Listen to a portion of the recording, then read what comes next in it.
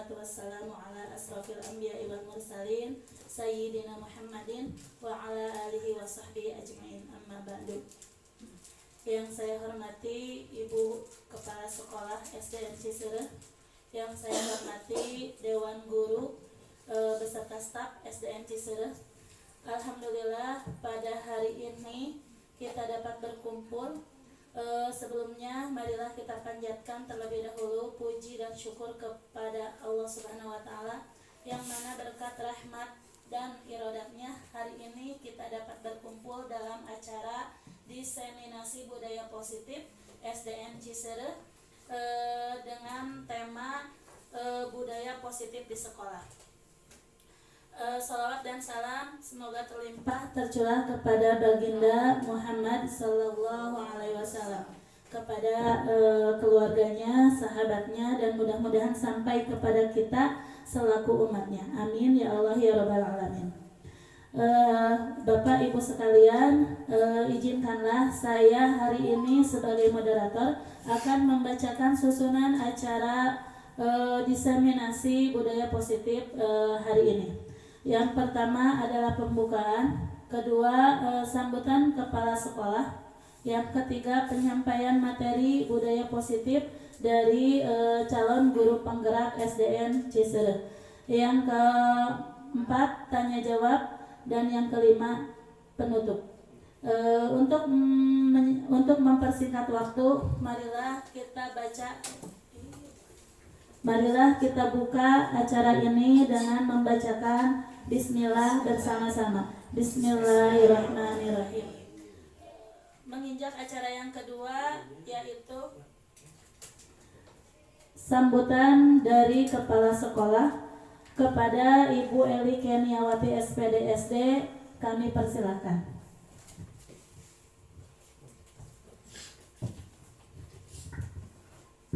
Bismillahirrahmanirrahim. Assalamualaikum warahmatullahi wabarakatuh. Waalaikumsalam warahmatullahi wabarakatuh. Alhamdulillahirrabbilalamin. Hari ini tanggal 5 Agustus tahun 2023 sesuai dengan jadwal dari calon guru penggerak dari SD Negeri Cisereh ini mengadakan diseminasi budaya positif. Alhamdulillah terlaksana. Pelaksanaannya berjalan lancar, persiapannya juga saya pantau demikian. Nah, Bapak Ibu SD Negeri Cisereh, alhamdulillah ini adalah pembelajaran buat kita semua, ini juga pengalaman buat kita semua. Meskipun sebelumnya di sekolah kita ada CGP sebelum Bu Neng Saripah ini, tetapi tidak ada salahnya kita ikuti dengan baik, kita lalui semua tahapan CGP ini di sekolah ini dengan baik. Seperti kita pun akan memetik manfaatnya untuk pembelajaran kita ke depan. Mudah-mudahan setelah Bu Neng memaparkan pengalamannya tentang budaya positif ini, kita bisa mengambil manfaatnya dan kita bisa menerapkan dalam pembelajaran sehari-hari. Mungkin dari saya tidak panjang lebar, saya dukung program ini, saya dukung guru yang sedang melaksanakannya. Dan kita semua, saya juga berharap kepada semuanya untuk mendukung program ini. Mudah-mudahan ke depannya guru di SD Cisereh ini akan bertambah lagi calon-calon yang lain. Nah, mungkin itu saja yang ingin disampaikan kepada Bu Neng Saripah. Selamat menjalankan program ini. Mudah-mudahan apa yang dilaksanakan hari ini bermanfaat untuk semuanya. Billahi taufiq wal hidayah. Wassalamualaikum warahmatullahi wabarakatuh.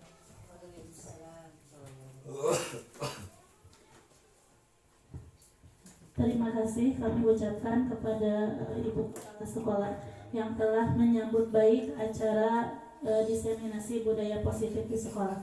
Ada kutipan dari beliau bahwa kita harus selalu mendukung dengan acara berbagai acara dari program guru penggerak ini, dan mudah-mudahan nanti ke depannya akan ada calon-calon guru penggerak selanjutnya di SD Cisereh. Acara selanjutnya yaitu penyampaian materi tentang budaya positif di sekolah yang akan disampaikan oleh calon guru penggerak SDN Cisereh Kecamatan Gunung Puyuh. Kepada Ibu Neng Saripah Nur SPD kami persilahkan. Assalamualaikum warahmatullahi wabarakatuh. Waalaikumsalam warahmatullahi wabarakatuh. Saya ucapkan selamat datang dan terima kasih Bapak Ibu sudah hadir di acara diseminasi budaya positif yang saya laksanakan ini. Materi yang saya akan sampaikan ini yaitu penerapan budaya positif di SD Negeri Cisereh. Materi yang akan saya sampaikan penerapan budaya positif di sekolah. Sebelum ke penerapan budaya positif di sekolah, kita perlu tahu dulu paradigma pendidikan menurut Ki Hajar Dewantara. Menurut Ki Hajar Dewantara, itu pendidikan adalah menuntun segala kekuatan kodrat yang ada pada anak-anak agar mereka mendapat capai keselamatan dan kebahagiaan yang setinggi-tingginya baik sebagai manusia ataupun anggota masyarakat. Nah, Bapak Ibu, pemikiran Ki Hajar Dewantara ini kita garis bawahi ini sebagai menuntun. Nah, menuntun di sini ini adalah tugas kita. Nah, kita ini sebagai guru itu tugasnya itu menuntun anak-anak sesuai kodrat yang ada pada anak. Nah, kodrat pada anaknya ini ada dua, ada kodrat alam dan kodrat zaman. Nah, kodrat alamnya itu yang melekat sejak lahir pada anak. Nah, dan kodrat zamannya itu adalah perkembangan zaman. Dan kita posisi ini adalah sebagai menuntun, Bu, sebagai fasilitator. Jadi bukan lagi menasih ilmu dari guru ke murid gitu ya. Tapi kita ini sebagai fasilitator. Bapak Ibu, di sini ada semboyan. Ingarso Sungtolodo ing Madyo Mangun Karso Tutur Hadayan. Nah, Bapak Ibu, boleh flashback juga ya. Kira-kira boleh bertanya kepada Bapak Ibu, kapan sih tahunya ini semboyan? Apakah setelah menjadi guru? Apakah ketika kita masih pendidikan atau kapan? Masih sekolah, masih pendidikan. Ya. Nah, Bapak Ibu, berarti ketika kita masih zaman sekolah ya Bapak Ibu ya. Nah, berarti sama Bapak Ibu. Saya juga semboyan ini Ingarsa Sungtolodo ing Madyo Mangun Karso Tuturi Handayan ini saya tahu pertama kali itu waktu saya kelas 5 SD. Nah, kelas 5 SD itu ketika materi pendirian taman siswa. Nah, tapi Bapak Ibu, ya saya sudah tahu dari waktu pertama tahu itu dari kelas 5 SD. Tetapi maknanya saya baru tahu betul-betul paham maknanya itu ketika saya mengikuti guru penggerak ini. Ya, alhamdulillah Bapak Ibu, ilmu yang banyak saya terima mengikuti guru penggerak ini. Nah, di sini Bapak Ibu, Ingarsa Sungtolodo itu di depan kita sebagai pendidik itu harus menjadi suri teladan bagi peserta didik kita. Dan ing Madyo Mangun Karso itu kita posisinya di tengah. Kita itu harus bisa membangun ide dan gagasan dalam tahap pembelajaran yang kita lakukan di kelas ini. Dan juga di belakang kita harus memberi motivasi dukungan kepada murid-murid kita. Nah, Bapak Ibu, jadi semboyan Ingarsa Sungtolodo Madyo Mangun Karso Tuturi Handayan ini adalah di depan kita harus memberi teladan, di tengah kita harus memberikan ide atau gagasan, di belakang kita harus memberikan motivasi atau dukungan kepada murid-murid kita. Nah, tujuan pendidikan kita akan tercapai ketika kita menerapkan budaya positif di sekolah. Nah, Bapak Ibu, ada teori kontrol yang dikemukakan oleh Dr. William Gesser ya pada tahun 1984. Perubahan paradigma teori kontrol atau teori pilihan. Miskonsepsi tentang teori kontrol, bahwa di sini ilustrasi guru mengontrol murid pada kenyataannya tidak demikian. Nah, terus yang kedua juga ilustrasi bahwa semua penguatan positif efektif dan bermanfaat. Yang ketiganya ilustrasi bahwa kritik dan membuat orang merasa bersalah dapat menguatkan karakter. Dan yang keempatnya ilustrasi bahwa orang dewasa memiliki hak untuk memaksa. Nah, ini adalah teori kontrol. Miskonsepsi tentang teori kontrol ini yang harus kita rubah paradigmanya. Nah, ini Bapak Ibu, kita rubahnya seperti apa? Nah, kita rubahnya perubahan paradigma stimulus respon ke teori kontrol. Nah, pertanyaan pemantiknya, siapa sih sesungguhnya yang memiliki kontrol itu gitu ya? Nah, untuk stimulus respon relasinya kebutuhan sama. Nah, tetapi di teori kontrol realitasnya kebutuhan berbeda. Betul ya? Satu anak dengan yang lain itu kebutuhannya pasti akan berbeda. Melihat hal yang sama, stimulus responnya. dirubah ke teori kontrol menjadi memiliki gambaran yang berbeda. Jelas ya, satu orang siswa akan melihat satu permasalahan atau satu barang gitu ya, itu akan berbeda pendapat. Sama ya kita juga. Nah, terus di sini mengubah orang lain menjadi teori kontrolnya, yaitu memahami orang lain. Kita tidak bisa mengubah orang lain, tapi kita bisa memahami orang lain. Perilaku buruk adalah kesalahan. Nah, di teori kontrol semua perilaku memiliki tujuan, baik itu buruk, baik itu baik. Karena apa? Karena buruk juga punya tujuan apa? Mengekspresikan dirinya yang ada di dalam dirinya. Terus yang selanjutnya, orang lain bisa mengontrol saya. Kita bisa mengontrol diri kita. Saya bisa mengontrol orang lain, kita tidak bisa mengontrol orang lain. Pemaksaan pada saat bujukan gagal, kolaborasi menciptakan pilihan-pilihan baru. Dan yang terakhir, model berpikir menang kalah dirubah menjadi teori kontrol adalah model berpikir menang-menang. Jadi tidak ada menang kalah, tapi menang-menang. Selanjutnya ini Bapak Ibu, daya positif ini yang akan kita terapkan di sekolah ini adalah tentang disiplin positif. Bapak Ibu tahu apa artinya disiplin? Tentu tahu ya, dasarnya disiplin itu adalah mematuhi peraturan gitu ya.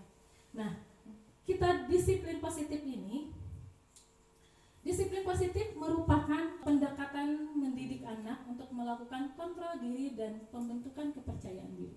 Sesuai tadi ya, teori kontrol bahwa yang mengontrol diri itu bukan orang lain, tapi diri sendiri. Anak itu sendiri yang mengontrol. Nah, disiplin positif ini mengajarkan anak bertanggung jawab dan menumbuhkan kesadaran diri berdasarkan nilai-nilai kebajikan universal, memahami dan menyadari berdasarkan motivasi intrinsik bukan intrinsik, sehingga dapat mengontrol diri dalam melakukan segala tindakan sesuai dengan nilai-nilai kebajikan. Nah, Bapak Ibu, yang diharapkan dari disiplin positif ini adalah si siswa itu mampu bertanggung jawab, yang bisa menumbuhkan kesadaran dirinya sesuai dengan nilai-nilai kebajikan universal.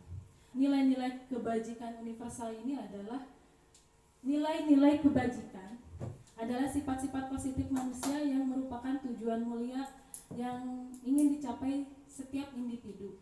Nilai-nilai tersebut bersifat universal dan lintas bahasa, suku, bangsa, agama maupun latar belakang. Menurut William Glasser pada teori kontrolnya, setiap perilaku dan perbuatan memiliki tujuan.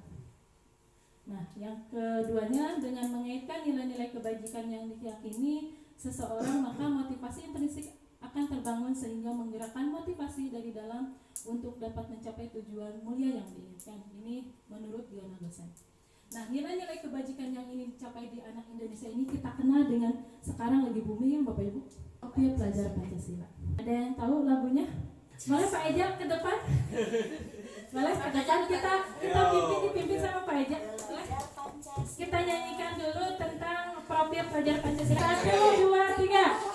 Pelajar Pancasila beriman dan bertakwa pada Tuhan Yang Esa dan berakhlak mulia, berkebinekaan global, gotong royong mandiri, kreatif dan berakhlak kritis. Oke, terima kasih Pak Eza. Nilai kebajikan universal ini itu ada 6 Bapak Ibu, tetapi kita fokus di profil pelajar Pancasila. Nah, yang pertama profil pelajar Pancasila, yang kedua IBO Primary Your Program PYP, yang ketiga 9 pilar karakter Indonesia Heritage Foundation IHP, yang keempat petunjuk seumur hidup dan keterampilan hidup Lifelong Witness and Life Skill, yang keenamnya The 7 Essential Virtues Building More Intelligent Michael Borba. Nah, yang keenamnya The Virtual Project, proyek nilai-nilai kebajikan. Selanjutnya adalah tentang teori motivasi. Nah, teori motivasi ini pertama untuk menghindari ketidaknyamanan atau hukuman. Contohnya saya datang tepat waktu. Nah, motivasinya menghindari ketidaknyamanan atau hukuman. Nah, ini adalah motivasi ekstrinsik dari luar. yang kedua untuk mendapatkan imbalan atau penghargaan dari orang lain. Nah, kita melakukan misalkan rajin atau misalkan kita tugas cepat diselesaikan karena ingin mendapatkan imbalan atau penghargaan orang lain. Nah, ini juga motivasi ekstrinsik dari luar. Nah, yang ketiga, motivasi menjadi orang yang mereka inginkan dan menghargai diri sendiri dengan nilai-nilai yang mereka percaya. Nah, Bapak Ibu, ini adalah motivasi intrinsik. Motivasi ini adalah yang diharapkan di budaya positif ini. Contoh, memakai baju seragam anak-anak gitu ya, sesuai dengan hari. Nah, itu sudah bukan untuk menghindari lagi hukuman atau misalnya penghargaan, tetapi mereka itu ingin menghargai diri sendirinya dan nilai-nilainya sudah tertanam. Nah, motivasi intrinsik ini yang diharapkan di teori positif ini. Nah, selanjutnya tentang dihukum oleh penghargaan. Bapak Ibu, ayo siapa di kelasnya yang sering, yang pernah memberikan penghargaan kepada anak-anaknya? Misal, yang dapat 100 dapat permen. Ada yang pernah Bapak Ibu?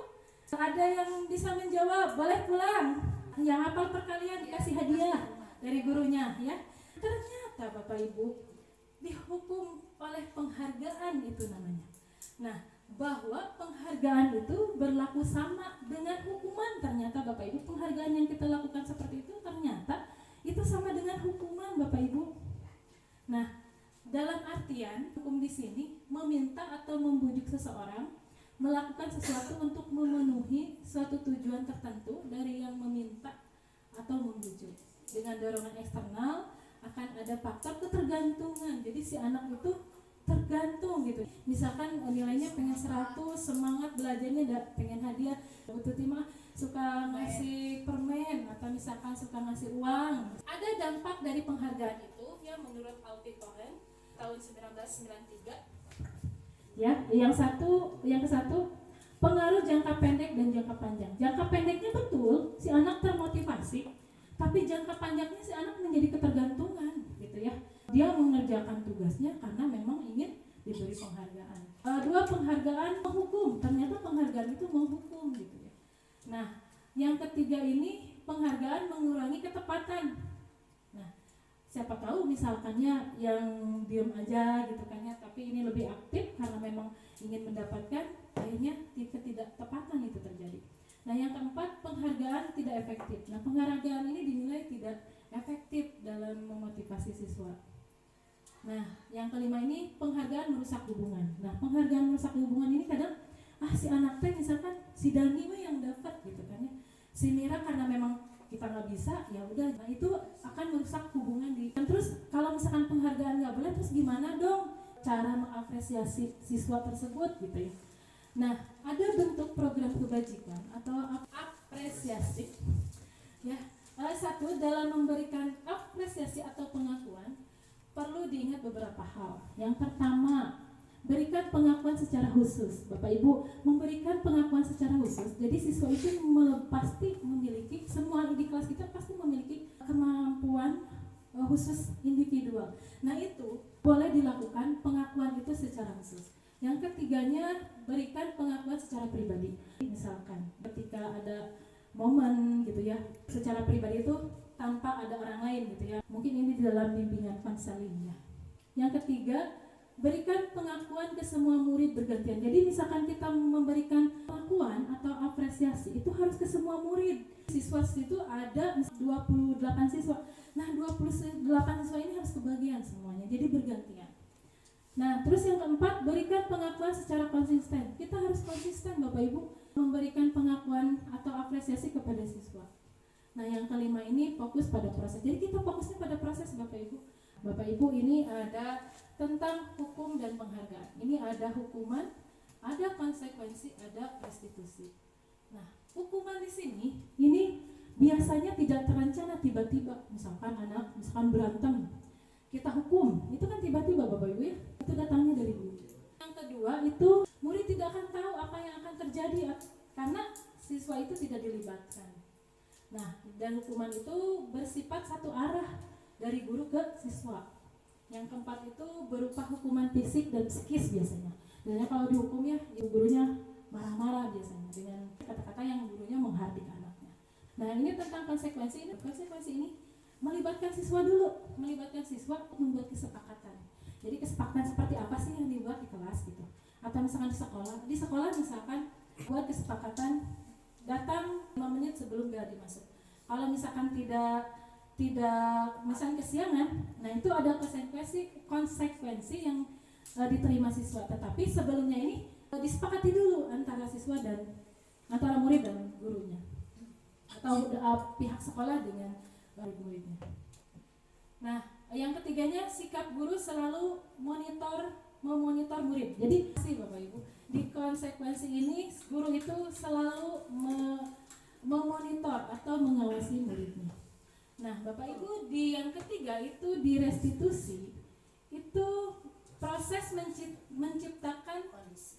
Nah, proses menciptakan kondisi bagi murid untuk memperbaiki kesalahan kalau di restitusi itu. Dan yang ketiganya proses kolaborasi yang mengajarkan murid untuk mencari solusi. Jadi Bapak Ibu, di restitusi itu sebetulnya kita enak. Kalau kita menerapkan restitusi itu kita mudah dan juga kita tidak berat gitu sebagai tugas kita sebagai guru. Hukuman itu Bapak Ibu termasuk identitas gagal. Karena apa? Karena sesuatu yang menyakitkan harus terjadi. Biasanya hukuman itu menyakitkan gitu ya. Ada di sini identitas sukses. Yang pertama konsekuensi dan restitusi. Kalau misalkan di sini sesuatu yang menyakitkan harus terjadi, kalau di konsekuensi sesuatu harus terjadi. Di restitusi ini, restitusi merupakan pilihan. Hukuman itu tidak nyaman untuk murid. Konsekuensi tidak nyaman untuk murid untuk jangka waktu periodik. Kalau misalkan hukuman itu untuk waktu jangka panjang, kalau konsekuensi untuk periodik, misalkan pada saat itu saja gitu. Nah, di restitusi ini menguatkan untuk murid atau anak dalam jangka waktu panjang gitu ya. Nah, ini juga di hukuman ini korban mendapatkan keadilan. Kalau di restitusi korban bisa diabaikan. Ya, kalau di restitusi korban mendapatkan ganti. Misalkan ada nih temennya di kelas berantem, si kancinya terbuka, coplok. Nah, kalau di restitusi itu si anaknya ditanya, kamu mau ganti apa ke orang yang misalkan yang merusak itu gitu ya. Bapak Ibu, kalau di hukuman itu murid akan tersakiti. Di konsekuensi murid dibuat tidak nyaman. Kalau di restitusi murid mendapatkan penguatan. Ya. Nah, untuk perilaku pasif dan agresif meningkat kalau di hukuman itu. Kalau di konsekuensi penguatan hanya tahan dalam jangka waktu pendek. Nah, di sini di restitusi masalah terpecahkan. Ada hukuman itu ternyata negatif. Kalau konsekuensi netral. Kalau restitusi berarti positif. Jadi kita sebagai guru berarti sudah jangan berarti ya memberikan hukuman lagi kepada siswa karena ini merupakan identitas gagal dan juga negatif. Nah, kita sebaiknya melakukan konsekuensi. Lebih baik lagi kita melakukan restitusi. Nah, Bapak Ibu membuat keyakinan kelas, kesepakatan kelas, awal tahun pelajaran bikin ya, semua bikin membuat ya. Bapak Ibu sebentar, kesepakatan kelas dan keyakinan kira-kira sama nggak Bu?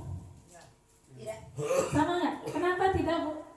Kesepakatan itu kita mengumpulkan anak-anak bahwa kita ini kesepakatan harus misalkan datang tidak boleh kesiangan, setuju tidak gitu. Kalau keyakinan apa ya? yakin bahwa kalau misalkan sudah diberi kesepakatan berarti anak itu yakin besoknya itu dia tidak akan kesiangan lagi misalkan kalau ada anaknya kesiangan atau tidak mengerjakan tugas. Jadi mereka yakin bahwa misalkan dia itu mengerjakan tugas tidak akan ada hukuman. Ada lagi yang lain? Boleh Bapak Ibu? Ketika kita membuat keyakinan kelas sebenarnya dengan kesepakatan itu hampir sama, cuma beda penafsiran saja mungkin ya. Mungkin itu unik. Terima kasih Bu Pol. Begitu Bapak Ibu, kesepakatan dan keyakinan kelas itu suatu hal yang berbeda. Tetapi kesepakatan kelas ini adalah mendorong ke pembentukannya keyakinan kelas. Keyakinan kelas merupakan metode untuk menimbulkan kembali disiplin positif yang didasari oleh motivasi dari dalam diri. Implementasi keyakinan kelas dilatar belakangi bahwa ditemukan beberapa murid yang masih diingatkan untuk melakukan tindakan kebaikan atau disiplin. Nah, bentuk keyakinannya Bapak Ibu bersifat lebih abstrak daripada peraturan yang lebih rinci dan konkret. Yang keduanya, keyakinan kelas berupa pernyataan universal. Yang ketiganya, pernyataan keyakinan kelas senantiasa dibuat dalam bentuk positif Bapak Ibu. Keyakinan kelas ini jadi tidak lagi menggunakan kata tidak atau jangan. Di sini juga tentang keyakinan kelas hendaknya tidak terlalu banyak. Jangan banyak-banyak, misalkan sampai 20 atau 15. Kita tidak banyak-banyak, tetapi satu poinnya itu mengcover semuanya gitu ya. Ini agar apa? Agar mudah diingat dan dipahami oleh semua warga kelas. Nah, keyakinan kelas ini sebaiknya sesuatu yang dapat diterapkan di lingkungan tersebut. Jadi yang sering terjadi di kelas, misalkan yang memang kesehariannya seperti itu, jadi kita terapkan tidak jauh-jauh lah dari lingkungan kelas tersebut. Selanjutnya, semua warga kelas hendaknya ikut kontribusi dalam pembuatan keyakinan kelas lewat kegiatan curah pendapat. Keyakinan kelas ini datangnya dari siswa, bukan dari guru. Kita bersama-sama, nah guru ini sebagai fasilitator. Dianya gimana sih kelas teh? Mau seperti apa sih di kelas itu gitu ya. Yang selanjutnya, yang terakhir, bersedia meninjau kembali keyakinan kelas dari waktu ke waktu. Nah, keyakinan kelas kita ini harus ditinjau Bapak Ibu. Jangan misalkan dari awal tahun pelajaran nih tapi kita di dalam perjalanan itu kita harus tinjau ulang gitu keyakinan kelas ini. Nah, contoh keyakinan kelas. Nah, kita berangkat dari peraturan. Nah, peraturannya sudah ada ya Bapak Ibu dari zaman Jebot gitu ya. Peraturan. Nah, peraturan ini kita rubah peraturan menjadi kesepakatan kelas. Mohon maaf, kesepakatan kelasnya saya tidak buat gitu ya. Nah, dari peraturan misalkan selalu kembalikan barang ke tempatnya Bapak Ibu ini Pak ya. Nah, di keyakinan kelas sikap ini adalah sikap tanggung jawab. Nah, yang keduanya dilarang mengganggu orang lain. Di keyakinan kelas berarti ini apa? Menghormati orang lain.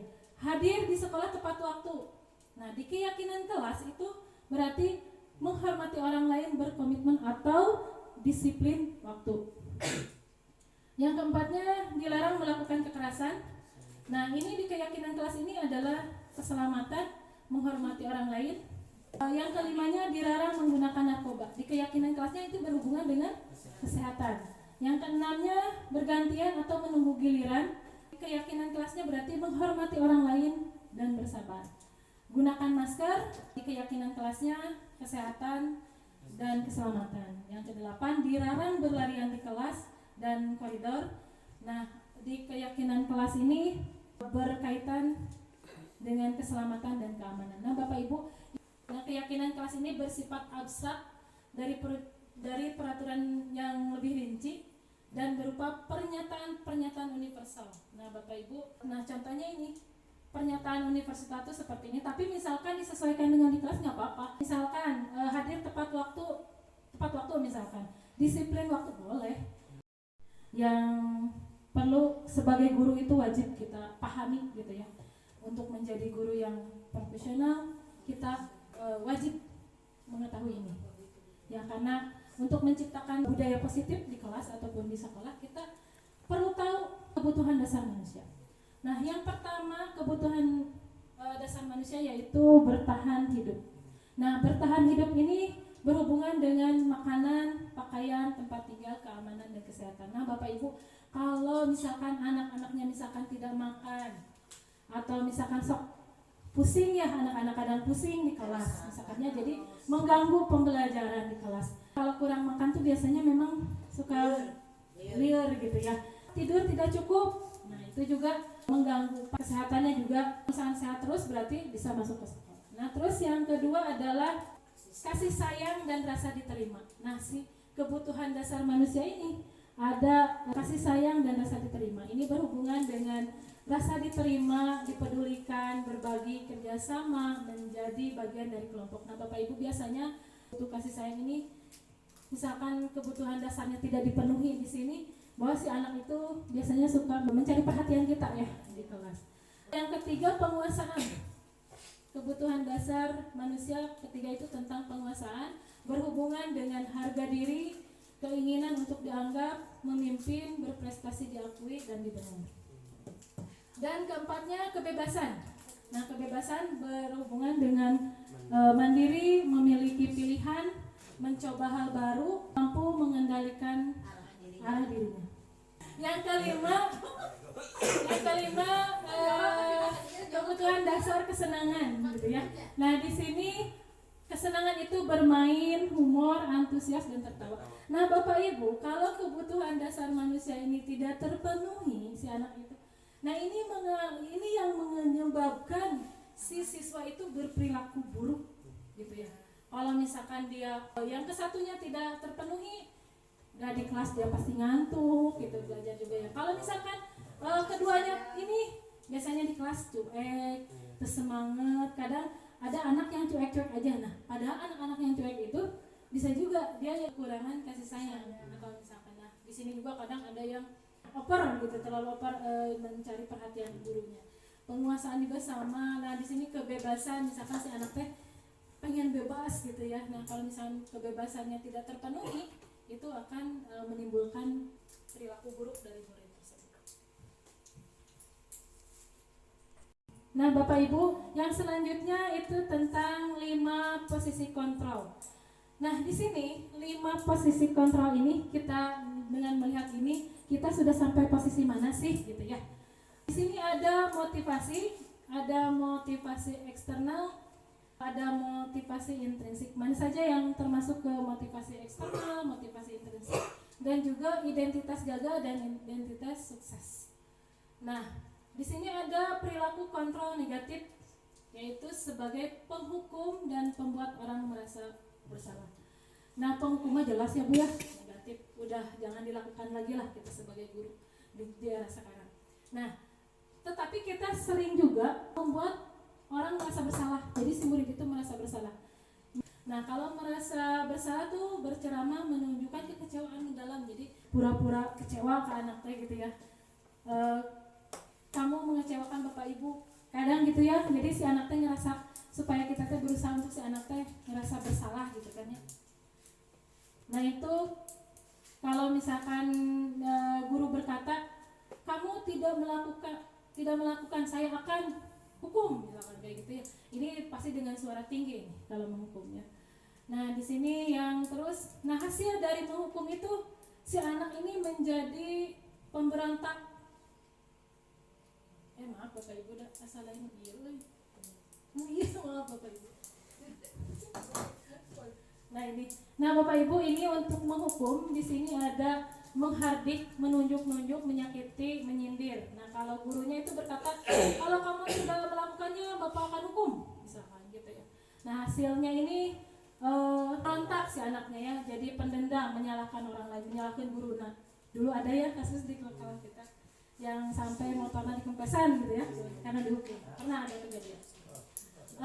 Murid berkata, saya tidak peduli, misalnya. Dampak pada muridnya itu mengulangi kesalahan berulang gitu ya. Kalau membuat merasa bersalah, dia itu berceramah gitu ke muridnya ya, kayak gitu. Terus si guru tuh biasanya berkata, kamu sudah mengecewakan ibu. Ibu kecewa sama kamu gitu ya. Kenapa kamu berkelahi gitu ya. Padahal ibu sudah percaya sama kamu gitu misalkan kayak gitu ya. Nah, hasilnya itu menyembunyikan, menyangka, bisa aja si anak itu berbohong gitu ya. Nah, muridnya misalkan bisa aja berkata mengelak gitu kan. Nah, dampak pada muridnya itu dia menjadi rendah diri Bapak Ibu. Rendah diri nanti dia merasa gagal membuat bahagia gurunya, membuat bahagia orang lain. Untuk dunia, kaitannya dengan dunia berkualitas, ini murid menjadikan guru di dalam dunia berkualitas. Nah, yang ketiganya itu posisi kontrol sebagai teman. Nah, Bapak Ibu, saya mengakui gitu ya, posisi kontrol saya itu kebanyakan sebagai teman. Tapi dengan mengikuti pendidikan penggerak ini mengubah pola pikir saya, paradigma saya bahwa ternyata tahap kontrol teman itu hanya bersifat dalam jangka pendek, tapi dalam jangka panjangnya itu ternyata ada dampak negatif. Nah Bapak Ibu, sebagai teman ini memberikan alasan-alasan untuk murid-muridnya. Nah yang ketiganya guru berkata, lakukanlah untuk ibu gitu kan ya. Ya sudah, ibu bantu gitu kan. Gimana lah kita kalau bicaranya tuh kayak ke teman gitu, ke muridnya ya gitu. Nah hasilnya apa? Hasilnya si anak itu menjadi ketergantungan gitu ya. Dan juga dampak pada muridnya jadi bergantung, tidak mandiri dan tidak bisa memutuskan. Dan juga ternyata kejadian di kelas gitu ya.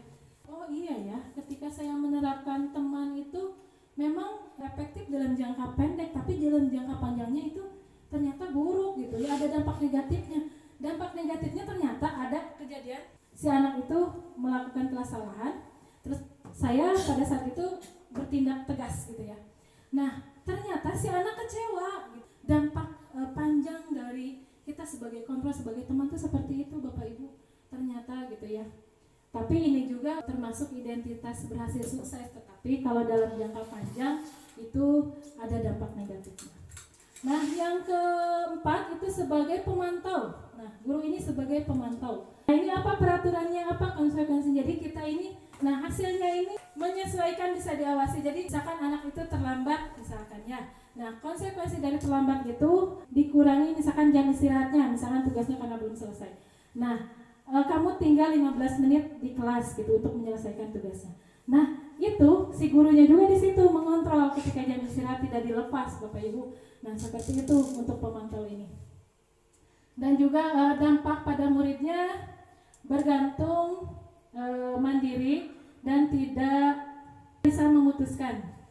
Posisi yang kelima adalah posisi manajer. Nah Bapak Ibu, yang paling diharapkan itu posisi sekarang, di era sekarang itu guru itu harus bisa kita menempatkan diri kita itu di posisi manajer. Karena apa? Karena di posisi manajer itu kita bisa memanage diri kita sendiri sebagai guru, sebagai fasilitator juga, dan juga sebagai kepada anak gitu ya. Nah di sini juga kalau manajer di sini mengajukan pertanyaan gitu ya. Misalkan melakukan kesalahan misalkan ya. Apa yang kita yakini misalnya, apa yang kamu yakini. Nantilah kita contoh, ada di contoh video restitusinya ya. Nah hasil dari manajer ini menguatkan perilaku atau karakter murid. Ketika kita bisa memposisikan diri kita sebagai manajer, kita hasil dari ini si muridnya itu bisa menguatkan karakter. Nah dampaknya ini dapat mengevaluasi diri dan menjadi diri yang lebih baik. Nah itu yang diharapkan ya Bapak Ibu, yang diharapkan oleh kita sebagai guru, bahwa murid itu berperilaku baik. Nah Bapak Ibu ini segitiga restitusi. Nah segitiga restitusi ini adalah tahapan-tahapan penyelesaian masalah. Terdapat 3 tahapan.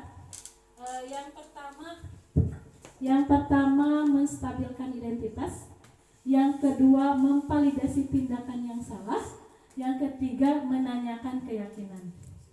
Nah di sini pernyataan-pernyataannya, ketika menstabilkan identitas, setiap orang pasti pernah melakukan kesalahan. Kamu bukan satu-satunya yang pernah melakukan ini. Nah di tahapan validasi tindakan yang salah, pernyataannya kamu tentu punya alasan mengapa melakukan itu. Terus adakah cara yang lebih efektif untuk mendapatkan apa yang kamu butuhkan? Nah di tahap menanyakan keyakinan, menanyakan keyakinan kelas apa yang telah disepakati, dan juga kamu ingin menjadi orang seperti apa. Tahapan yang pertama, stabilkan identitas. Pada prinsipnya, berdasarkan prinsip membuat kesalahan adalah bagian dari proses pembelajaran Bapak Ibu. Jadi kita pahami di kegiatan atau di tahapan menstabilkan identitas ini adalah prinsip membuat kesalahan adalah bagian dari proses pembelajaran. Yang ketiganya, berperan menggeser identitas murid dari identitas gagal ke identitas sukses. Yang ketiganya, jangan mengkritik murid yang sedang mengalami identitas gagal. Dengan apa? dengan mengajukan pernyataan kepada anak, membuat kesalahan sesuatu yang wajar. Manusia tidak ada yang sempurna. Kita tidak bisa memperbaiki masalah ini. Kita bisa memperbaiki masalah ini. Saya tidak menanyakan kesalahan, tetapi fokus memperbaiki masalah ini.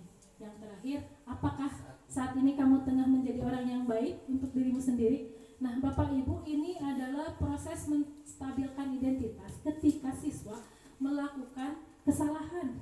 Yang kedua adalah validasi tindakan yang salah. Validasi tindakan yang salah ini pelaku berupaya memenuhi suatu kebutuhan tertentu. Nah, ini kebutuhan tertentu ini berhubungan dengan tadi Bapak Ibu dengan 5 kebutuhan dasar manusia. Nah, yang keduanya, guru akan bergeser dari pemikiran stimulus ke respon menjadi proaktif yang tadi kita paparkan. Yang ketiganya, menggali dan mengakui kebutuhan murid ini dapat memperbaiki hubungan dengan murid. Yang keempatnya, pernyataan atau pertanyaan yang disampaikan dengan nada suara tidak menghakimi atau memojokkan. Nah, ajukan pernyataan, kamu bisa bertindak lebih gegabah lagi. Kamu bukan melakukannya tanpa satu alasan tertentu, ya, atau kamu melakukannya karena mempertahankan sesuatu yang penting bagi kamu. Yang keempatnya, mungkin kamu bisa mempelajari sesuatu perilaku yang lebih efektif. Bersediakah kamu mempelajarinya? Nah, ini adalah kegiatan tahapan validasi tindakan yang salah. Yang ketiganya, tahapan menanyakan keyakinan. Nah, tahapan yang ketiga ini ada teori kontrol menyatakan bahwa pada dasarnya kita termotivasi secara intrinsik. Nah, Bapak Ibu, yang keduanya, saat perilaku telah divalidasi dan identitas sukses telah stabil, maka murid telah siap mengaitkan keyakinan dengan tindakan yang salah. Nah, jadi Bapak Ibu, si anak itu di tahap yang ketiga ini menanyakan keyakinan, identitas sukses ini telah distabilkan. Jadi misalkan apa yang kamu lakukan tadi sesuai tidak dengan keyakinan kelas kita? Nilai-nilai apa yang telah kita sepakati? Seperti apa gambaran sebuah kelas yang ideal bagi kamu? Kamu ingin menjadi seperti orang apa? Kamu ingin menjadi orang seperti apa? Nah, itu adalah tahapan menanyakan keyakinan. Nah, saya akan tayangkan praktik baik yang saya lakukan di kelas, gambaran budaya positif, penerapan budaya positif di kelas saya.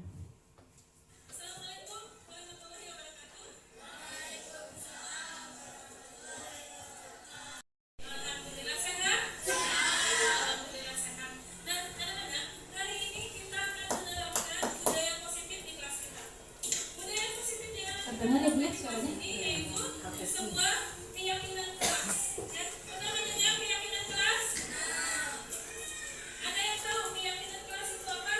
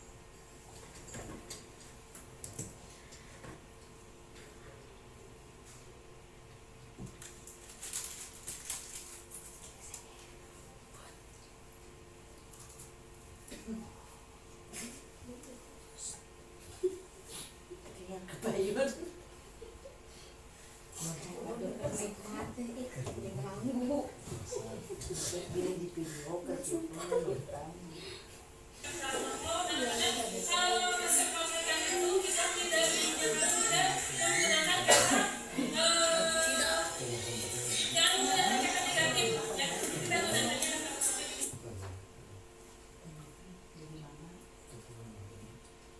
Identitas kita yang kita tadi buat itu mendapatkan keyakinan keras.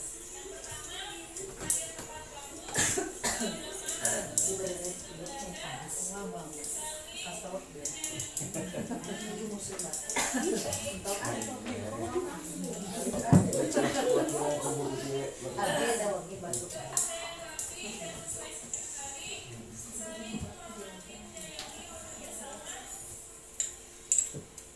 Bersikap baik, ramah dan santun, jujur dan mandiri. Keyakinan keras ini harus kita sepakati bersama ya. Kita tanda tangan kesepakatan apa? Keyakinan keras ini ya. Ini kan keyakinan keras kita nih. Kita sepakat ini. Sepakat keyakinan keras yang akan kita pakai pada ini sepakat. Sepakat untuk lebih melegalkan lagi keyakinan keras kita ini. Kita melakukan penandatanganan. Siap? Bersedia? Nanti saya ke meja ini untuk tanda tangan. Ya? Bisa.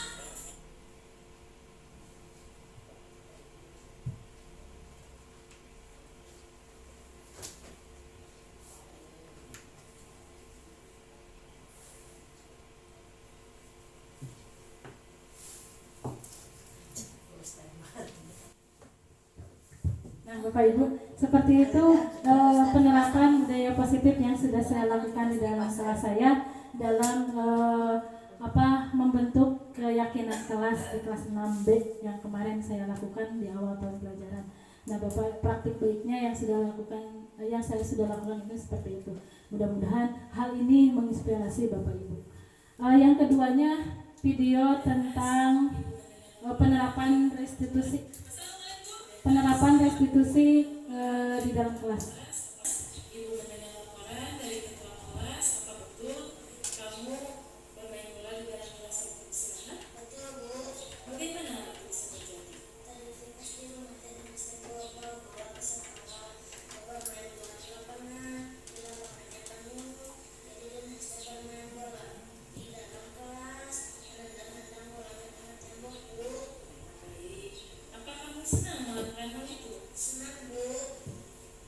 Oke, Ibu memaklumi kamu sedang melakukan hal itu. Setiap orang juga pernah punya kesalahan ya. Mas Ibu juga pernah melakukan kesalahan.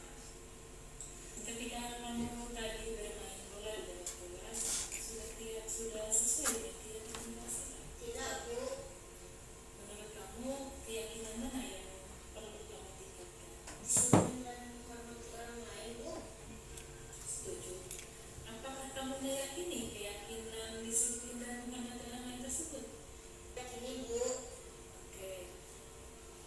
Apakah kamu bersedia memperbaiki permasalahan ini? Bersedia, Bu. Bagaimana? Tidak bermain bola di dalam kelas lagi atau bermain permainan yang lain, Bu. Kira-kira kapan kamu melakukan perbaikan ini? Besok, Bu. Ada tidak yang bisa mengingatkan kamu tentang keyakinan kelas ini? Ada, Bu. Ketua kelas dan teman-teman, Bu. Baik, berarti kamu akan memperbaiki permasalahan ini mulai besok dengan tidak bermain bola di dalam kelas dan yang akan mengingatkan kamu tentang keyakinan kelas kita, ketua kelas dan teman-teman kamu. Itu? Iya, Bu. Baiklah, apa ada hal yang lain lagi yang ingin kamu tambahkan? Tidak, Bu. Oke, sekarang silakan kamu duduk kembali ke tempat duduk kamu. Kita melanjutkan pembelajaran. Oke? Baik, Bu. Terima kasih. Nah itu Bapak Ibu contoh penerapan segitiga restitusi yang sudah saya lakukan di dalam kelas. Demikianlah Bapak Ibu pemaparan yang saya paparkan hari ini di dalam kegiatan diseminasi yang saya lakukan di aksi nyata modul 1.4. Terima kasih Bapak Ibu. Saya kembalikan ke moderator untuk kegiatan selanjutnya. Terima kasih Bu Neng yang telah dengan jelas memaparkan materi tentang penerapan budaya positif di sekolah. Menginjak acara selanjutnya yaitu sesi tanya jawab. Pada sesi pertama saya persilahkan untuk 3 orang penanya. Dipersilahkan siapa yang akan bertanya.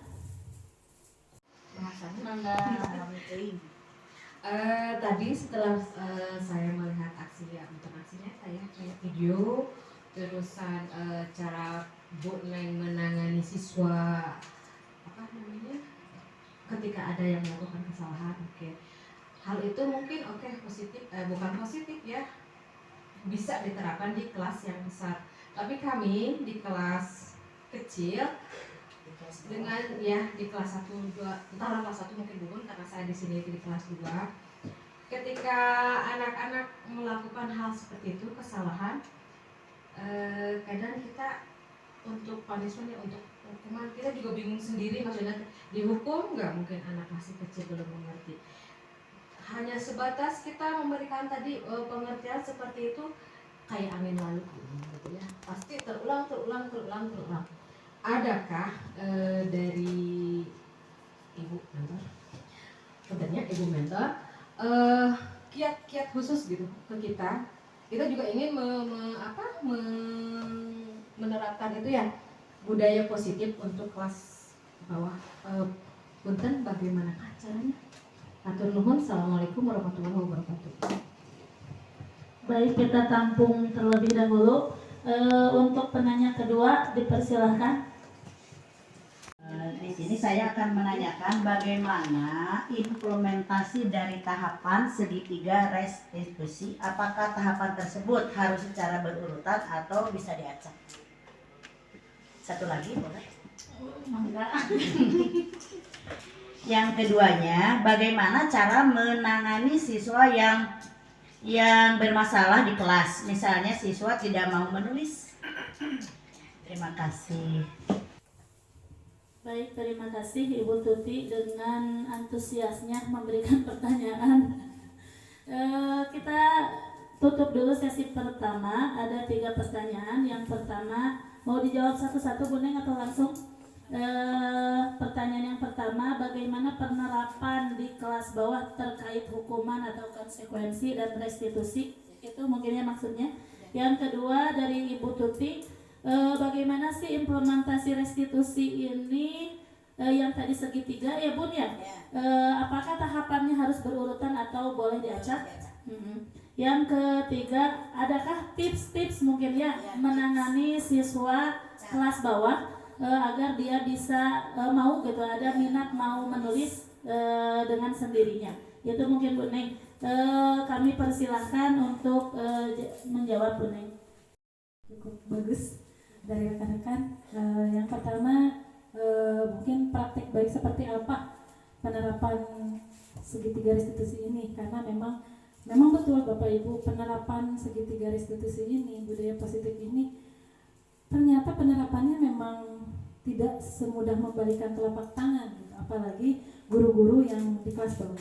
Nah, mungkin praktik baiknya Bapak, sebetulnya ada sih videonya saya punya untuk di kelas bawah itu Bapak Ibu. Jadi kita itu kalau misalkan di kelas bawah itu penerapan segitiga restitusinya itu tidak sedetil yang saya paparkan tadi gitu, tapi disesuaikan dengan siswa di kelas itu. Tidak seperfect mungkin yang saya paparkan, tapi ada trik-trik yang memang perlu dilaksanakan di kelas bawah, yaitu dengan, menurut saya, dengan memahami karakteristik dari anak kelas 1 sampai kelas 3 memang berbeda dari kelas 4 sampai kelas 5.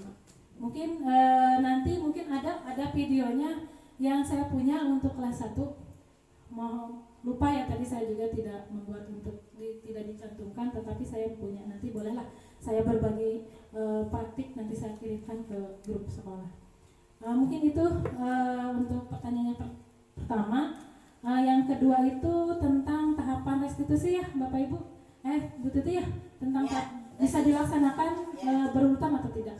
Nah, untuk kegiatan restitusi ini ada 3 tahapan, yaitu yang pertama itu menstabilkan identitas, yang kedua validasi tindakan yang salah, yang ketiga keyakinan kelas. Bapak Ibu, apa boleh ini kegiatan ini apakah harus berurutan atau misalnya tidak? Tidak harus berurutan Bapak Ibu. Boleh misalkan mau keyakinan dulu, misalkan mau misalkan dari validasi dulu tindakan yang salah, boleh.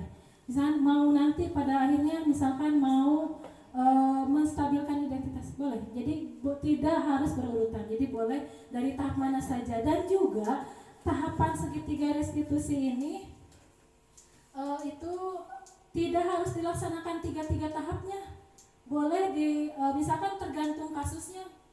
Segitiga restitusi ini Bapak Ibu tadi tidak harus berurutan, dan juga ketiga tahapan ini tidak semua tahapan ini dilaksanakan di dalam ke segitiga restitusi. Misalkan tergantung kasusnya. Kalau misalkan kasusnya ringan, mungkin akan terselesaikan dengan menstabilkan identitas saja, misalkan, atau misalkan dengan dengan menanyakan keyakinan saja. Karena itu tergantung kasusnya ringan, sedang, dan berat. Itu Bapak Ibu, jadi boleh tidak berurutan dan juga boleh hanya dilaksanakan 1 tahap. Dan ini juga mungkin yang dilaksanakan 1 tahap atau 2 tahap itu mungkin ini di kelas bawah Bapak Ibu. Jadi Bulis untuk penerapan segitiga restitusi ini mungkin tadi di tahapan kelas 2 ini nih cocoknya misalkan saya bisanya hanya memvalidasi tindakan yang salah saja misalkan. Itu boleh, tapi tidak terpaku ke dalam tadi misalkan cara-caranya ya, tetapi ada disesuaikan dengan karakteristik kelas 1 dan 3 dan juga kemampuan dari diri kitanya juga gitu. Tipsnya menulis. Nah, ketika menulis itu misalkan si anak siswa itu tidak mau menulis misalkan di kelasnya bagaimana Bu? Main-main atau gimana? Main gitu, jalan-jalan. Nah, itu diakibatkan karena ada 5 kebutuhan dasar ini yang tidak dipenuhi Bapak Ibu. Nah, ini si siswa misalkan menulis ini misalkan tidak menulis misalkan di dalam kelas, ini tahapan ini berarti ada kebutuhan dasar manusianya yang tidak dipenuhi oleh anak tersebut Bapak Ibu. Jadi Ibu Tuti itu harus mengidentifikasi si anak tersebut kebutuhan dasar manusia yang mana yang kurang dari anak tersebut. Nah, setelah Bu Tuti mengidentifikasi kebutuhan dasar manusia yang kurang pada anak tersebut, nah Bu Tuti mencari solusi,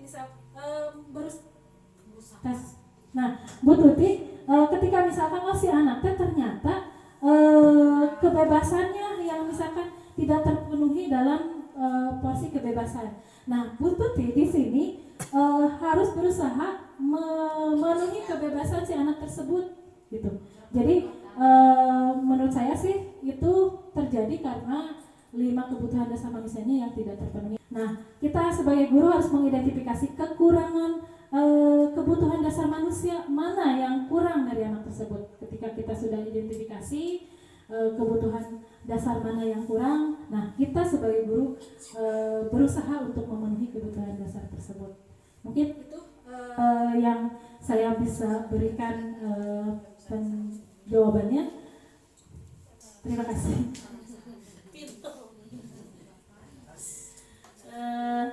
Bagaimana Ibu Tuti dan Ibu Lisrida, apakah puas dengan jawabannya? Mudah-mudahan tidak puas ya, jadi bisa mencari dari referensi yang lainnya. Luar biasa Ibu Bapak, mungkin diskusi hari ini kita cukupkan sampai di sini ya Bu Neng. Oh, ada sebelum kita tutup ada refleksi terlebih dahulu. Bagaimana Bu Neng sistemnya? Boleh?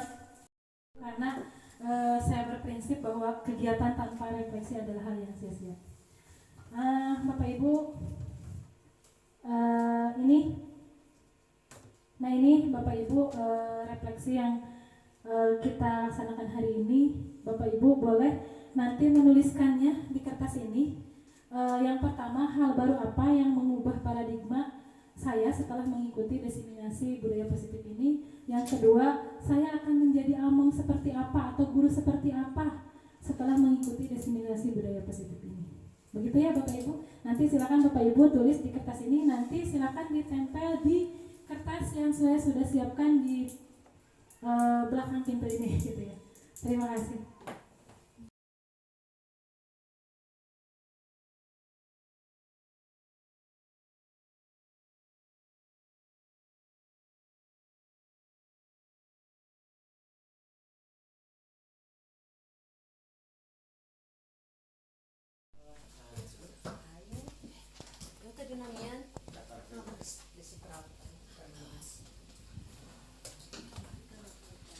Ya, terima kasih Bapak Ibu yang sudah membuat refleksi. Boleh saya izin membacakan satu atau dua ya. Yang pertama, mengetahui kekurangan dalam mengajar selama ini. Yang kedua, menjadi among, menjadi guru yang betul-betul mengikuti budaya positif. Good job. Hal baru yang mengubah paradigma saya dari diseminasi ini, mengubah hukuman dengan hal yang lain yang bisa lebih membuat siswa jadi lebih baik lagi, ingin menjadi guru yang lebih baik lagi dari biasa, jadi teman bagi murid saya. Oke, terima kasih Bapak Ibu.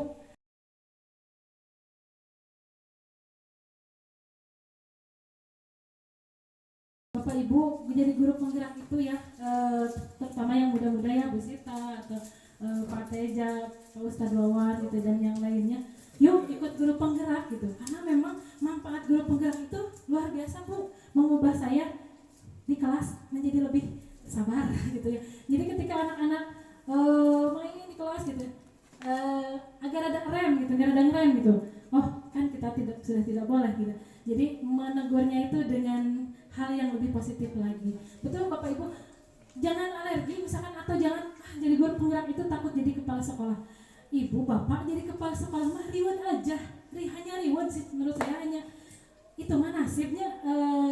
Belum tentu jadi guru penggerak itu belum tentu jadi kepala sekolah gitu kan ya, itu mah hanya bonus aja, tetapi ilmunya sangat luar biasa, banyak sekali. Kita mengenal teman dari luar kota, saya juga dari Tasik gitu ya semua, dan ilmunya juga wah ternyata luar biasa, sangat bermanfaat bagi saya sebagai guru juga, dan penerapannya di kelas terutama jadi penggerak di dalam kelas gitu ya.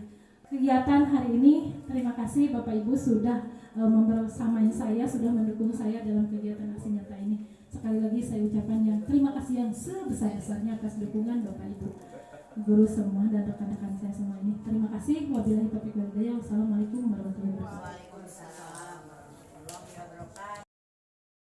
Acara diseminasi budaya positif sudah kita lalui dari jam 10 mungkin ya sampai sekarang jam 12. Ada beberapa yang bisa saya simpulkan. Yang pertama, dalam menerapkan budaya positif itu kita harus bisa menuntun siswa sesuai dengan kodrat alam dan kodrat zamannya. Berhubung dengan adanya sekarang itu kita menghadapi Edu 4.0 dan Society 5.0 mungkin ya. Kemudian ada yang bisa kita ambil juga, yaitu tentang bagaimana mengajarkan anak itu menjadi bertanggung jawab atas dasar kemauannya sendiri sesuai dengan yang sekarang kebajikan universal, yaitu profil pelajar Pancasila. Kemudian ada 5 posisi kontrol di mana kita bisa memilih sebagai guru posisi mana yang akan kita pilih. Mudah-mudahan semuanya bisa pada tahap sebagai manajer. Kemudian yang terakhir ada 3 tahapan restitusi yang bisa kita praktekkan di kelas ketika menghadapi siswa yang bermasalah. Yang pertama yaitu menstabilkan identitas, kemudian validasi tindakan, dan yang ketiga menanyakan keyakinan yang sudah dibentuk di awal-awal tahun pelajaran. Rupanya dari kami cukup sekian. Saya sebagai moderator mohon maaf bila banyak kesalahan. Wabillahi taufiq wal hidayah. Wassalamualaikum